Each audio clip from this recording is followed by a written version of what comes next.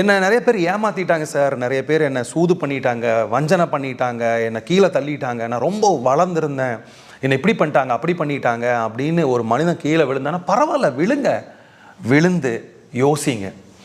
நீங்கள் மேலே பீக்கில் இருக்கும்போது என்னென்ன விஷயமெல்லாம் நீங்கள் பண்ணினீங்க, உங்கள் கூட இருக்கிறவங்கெல்லாம் உங்களை நயவஞ்சகமாக உங்களை ஏமாத்தினவங்க, உங்களை முதுகில் குத்துனவங்க, உங்கள்கிட்ட என்ன மாதிரிலாம் பழகினாங்களே, என்ன மாதிரிலாம் நடித்தாங்க, நீங்கள் எந்த விஷயத்தில் ஏமாந்தீங்க, எந்த போலிகளை நம்பினீங்க, இதையெல்லாம் பொறுமையாக உட்காந்து யோசனை பண்ணுறதுக்கு பிரபஞ்சம் கொடுத்துருக்கக்கூடிய ரைட் டைம் என்ன தெரியுமா? நீங்கள் கீழே விழுகிறது.